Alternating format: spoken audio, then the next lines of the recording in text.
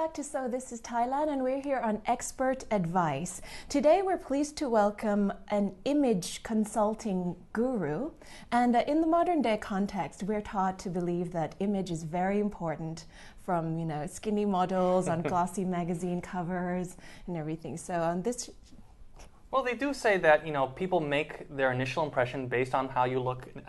Obviously we're always taught that it's not what it should be doing, but it really does matter. I mean, first impressions last. First impressions last, and what does it say? Perception is reality. Really? Kind of. Well, we'll find out today, won't we? I think. Okay. Right. Well, we are pleased to welcome Miss Elisa Lohit-Navy, Managing Director of Image Matters Asia. Thank you for joining us today. You're welcome.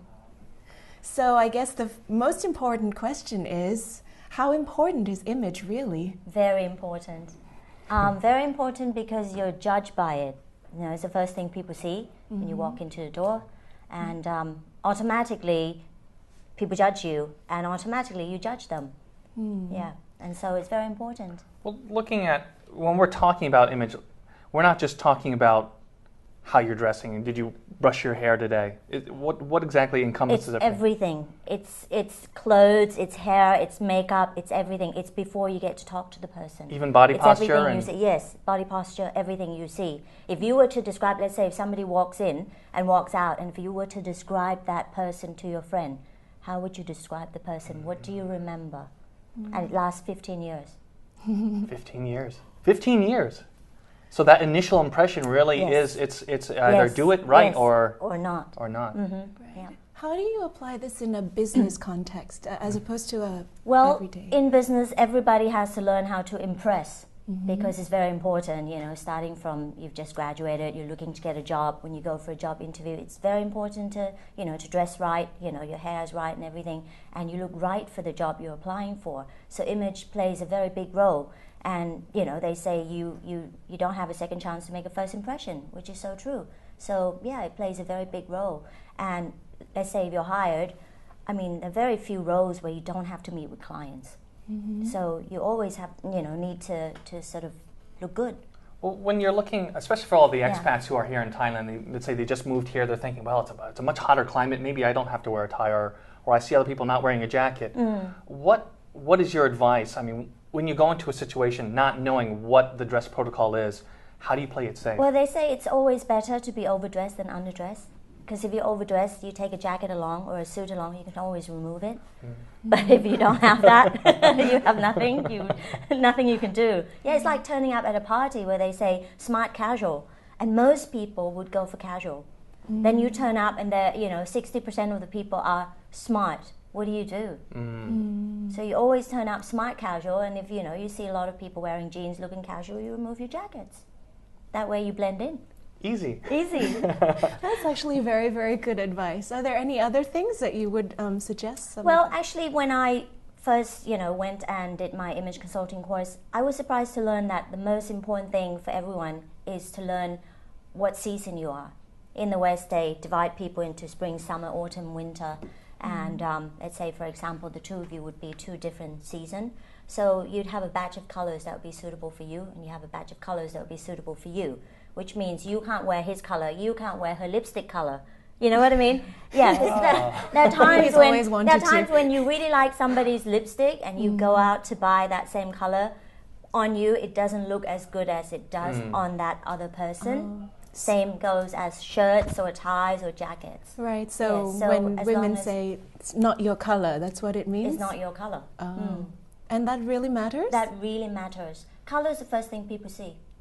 I know traditionally, as you mentioned, like in the West, people always look at it. If you're going to go into a job interview, if you have a red tie, it's like a power tie. If you're wearing blue, it's more if you're in control, but you're not so hot or whatever. I don't think any image consultant would recommend you to wear a red tie for a job interview because it's inappropriate, unless you're going for a job interview with an advertising agency where you should be a little bit more crazy and and creative. Then it's fine.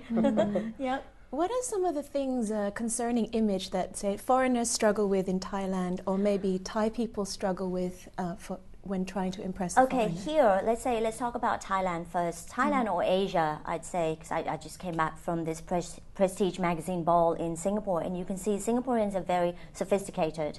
You know, I mean, when they go out to parties, they respect the dress code, and they really make the effort. Here in Thailand, everywhere in Asia, I'd say we're in this image-conscious society. People tend to overdress. And you judge people for looking overdressed. When they look like that, when you deal with someone, basically you look at a person and you want to see if the person's successful. So if a foreigner comes into town, that's what they want to see. Yeah, they want to deal with someone who looks, you know, successful. Yeah, they don't want to deal with a backpacker. You know what I mean? Especially if that person's going to be their boss. Yeah, but you know, I mean, I did my course in London, and I must say, you know, people say London is the capital of fashion, blah blah, and it's only London. Because if you go out to Brighton and all that, it's different. But then again, where are you based? Who are you out to impress? So you really need to know where you are in the region, who you're going to be working with, what level of clientele. What the culture is like. Yes, exactly. It's a lot of different variables. Yes. In looking again at you know, you mentioned in the beginning, it's how you look, the whole package. Yeah. You could go in looking very smart, very, very, you know, chic, but be slunched over. So what are some of the physical attributes that you have to be conscious about? Okay, well, after I did my image consulting course, I did a body language course where I had to do it for 6 months and had to go back to the UK and co-train with my trainer for about 6 times. And basically, it's very important. You don't just teach someone to look good, meaning, you know, hair, makeup, clothes, but then they slouch or they don't have a good personality, because that tells a lot about them. And one thing I learned when I went to do this help co-train in the UK is that a lot of people who go for job interview actually are not hired because of the non-verbal, not because of, you know, not being able to communicate. They can do that quite well. It's actually what they don't know that they're giving out, or the signals they're giving out, that body language. For example, it's something that I'm just noticing that we're doing now. You know, Westerners, we most of the time, to maintain eye contact, to stare at someone, it's uncomfortable. So, you know, we don't look at the eyes all the time. Is that the same thing here in Asia, or? I think it's the same thing everywhere. You know, you don't just stare at someone when you're talking to the person. There's got to be times where you break eye contact. It's a matter of how you do it and when you do it. Actually, when we teach, we always talk about this, because students always ask how long they should maintain eye contact, and that really is how well you know the person. I also noticed that foreigners sometimes like to get a little bit too close or too in your face. Actually, yes and no, because I find Thais to have less personal space. I think foreigners have more personal space, but it depends where from. Let's say if they're from New Zealand, they have very big personal space because there's a lot of space and people, you know, don't deal with each other up close. Hong Kong Chinese, I always tell this joke when I used to live in Hong Kong. Every time I go to an ATM machine, the person behind me, his chin is almost on my shoulder. They don't understand the concept of personal space. So I'd say it depends. Right. It depends how you're raised, actually. A lot of it is to do with that. I guess talking about culture, how about the why in the modern day context? I think people still do it a lot. Younger generations don't do it as much. I think it's important for some culture and it's not important for certain cultures. It depends, yeah.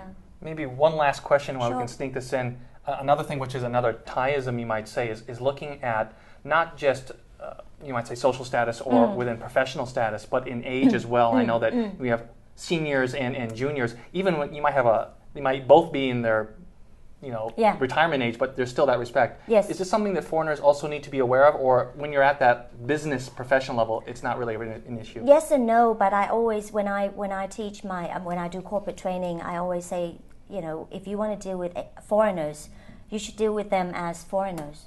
And so you got to cut that out. For example, some people always ask, should they shake a foreigner's hand or should they why? If they're a foreigner, why would you why them? Shake their hands, period. Yeah, so deal with them, you know, like they're foreigners. Unless they want to, they've been around a long time, they want to be treated like Thais, then that's fine, yeah. Well, thank you very much, Kunalisa, for joining us today. Do stay tuned on So This Is Thailand. We'll be right back.